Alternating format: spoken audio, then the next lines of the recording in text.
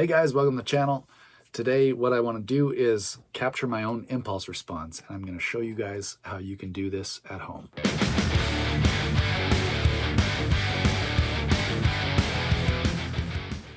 Basically, you're going to need a few things before we start. You're going to need a microphone, you're going to need a speaker and a speaker cabinet, and you're going to need some sort of solid state, high headroom, nice clean amplifier. I rented a Yorkville MM5D from my local music store, Long and McQuaid, here in Canada. I think it's like $12 for the whole month to rent this thing. So if you've got those, on top of that, you're going to need some sort of digital editing software. Today I'm going to be using Pro Tools. You could do this with Logic or Studio One or Ableton or whatever you've got. I'm sure they have the capability that I'm going to show you here. So you might have to translate some of that into your own DAW, but I'll show you the principles behind it, and hopefully that'll send you on your way to making your own IR.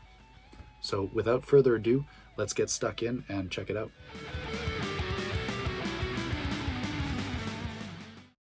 Basically what I want to do today is show you guys how to capture your own impulse response. If you don't know what an impulse response, or otherwise known as an IR, is, it's basically a snapshot of a speaker and microphone setup. Say you're using a load box and you're going directly into your computer, or you're using a software amp emulation, then you can apply it later. So there's lots of videos on what IRs are and how to use them. What I want to do today is show you how to capture your own. So if you've got a bunch of speaker cabinets and a bunch of speakers and you really like the way they sound, but it's a pain in the ass to mic them up every time, what I've been doing is going through my mic collection and micing up all the speakers in my Mesa 412 with different mics, and then you can mix and match and combine them afterwards and get some really cool sounds. So and you'll always have them. You can take them with you to your live gigs, and you can pipe that into the board, or if you're recording, you can take them with you, and you've got your speaker cabinet to use in the future. So it's very cool. So let's jump into Pro Tools and I'll show you how to do it here. So basically, you're going to have two tracks. You're going to have one called white noise, and then you're going to have one called IR capture. You can name these whatever the hell you want, but just to keep it simple, this is what I do. Okay, so jumping in. So what you're going to do is you're going to generate some white noise. So in Pro Tools, the way that works, you just highlight a region, you go up to Audio Suite, you go down to Other, you go down to Signal Generator, and you'll notice there's sine wave, square wave, saw wave, triangle wave, pink noise on the end. What we want to use is the white noise, okay? Because white noise is all the frequencies played at the same amplitude at the same time. Hence why it sounds like noise. So we're just going to go down here and hit render, and there we go. It's generated a chunk of white noise for me, just like that. Okay, so I've got my white noise. Just going to delete that. Okay. Just going to delete some of these audio regions I had from when I was setting up. I'm going to set my grid up to samples and one sample. And I basically want to just take one sample of this noise and make it as small as I possibly can. Now, if I click here, I zoom in, you're going to notice that that just takes up one of these little grid lines. So that's one sample. Okay, so we've got our piece of white noise. Now we're going to take that white noise channel and we're going to pipe it out of my interface, okay? And I'm using output number 8. I got a mic set up on the cab in the other room, and that's going to be coming in channel 15 on my desk. And I'm going to arm it for record.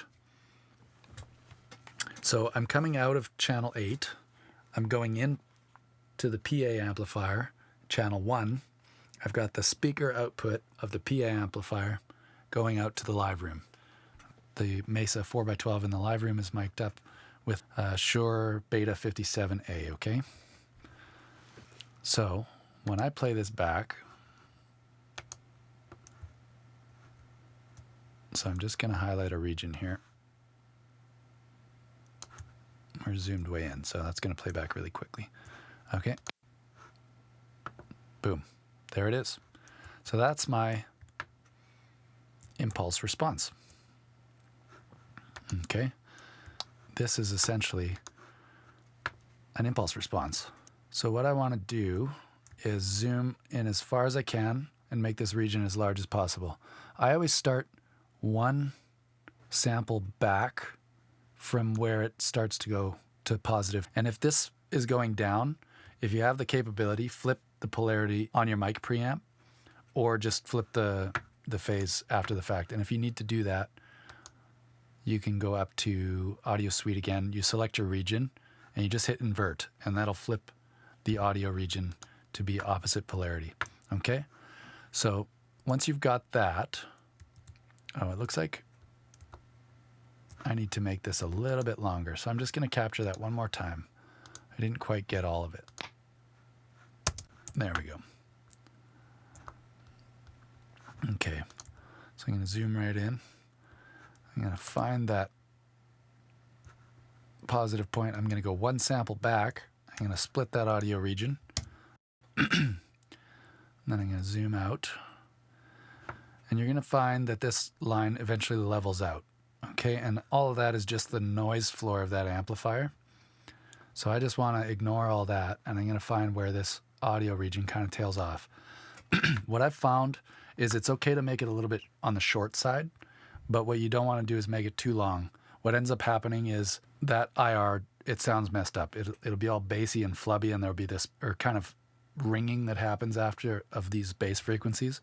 So what you want to do is kind of zoom in as far as you can, make your region as big as you can, and find where that noise floor just kind of levels off. You don't want too much of the noise. Like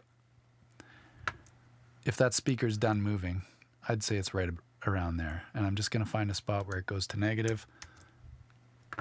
And I'm going to go like that. And I'm going to delete it. All right. So that essentially is my impulse response.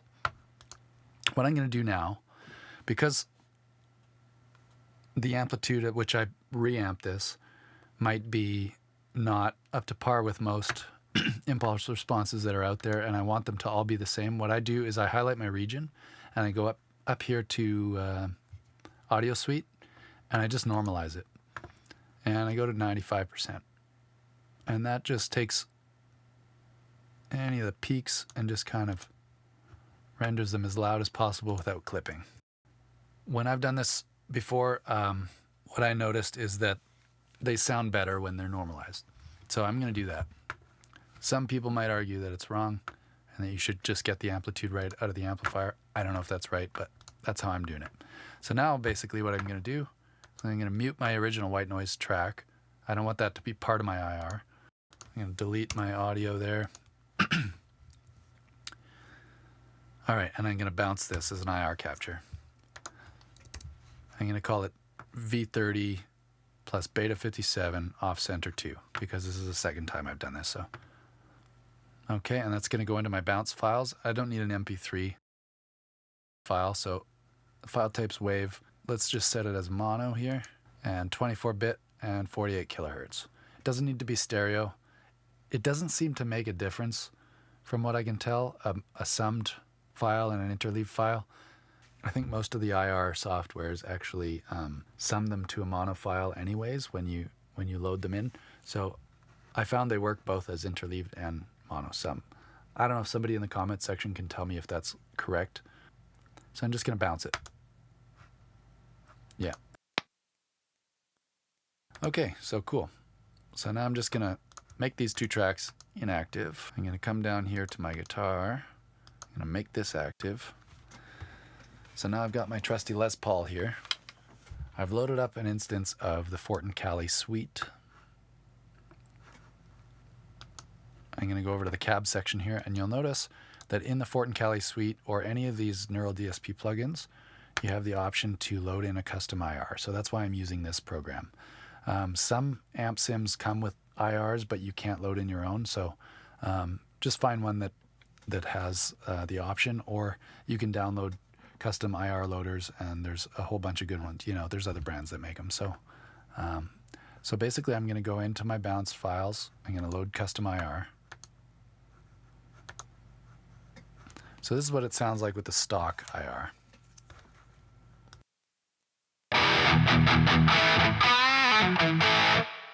I got a bit of reverb on there just for good measure.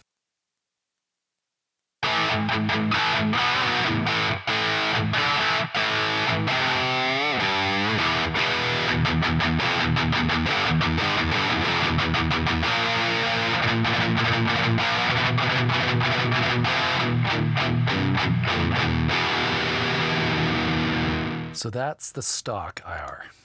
Let's find the drop-down menu. Let's go to our bounced files here. There's my Beta 57.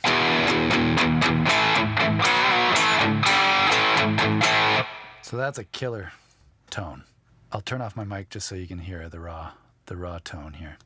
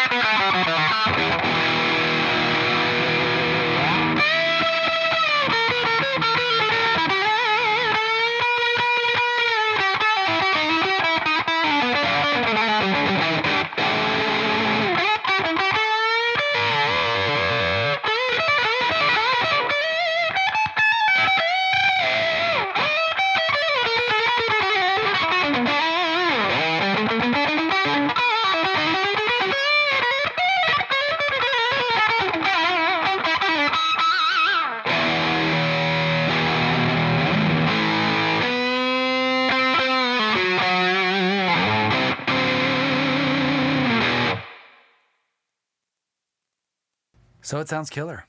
I'm loving it. So essentially, that's how you make your own IR. If you guys have any questions or if you have any tips for me on making impulse responses, this is how I do it.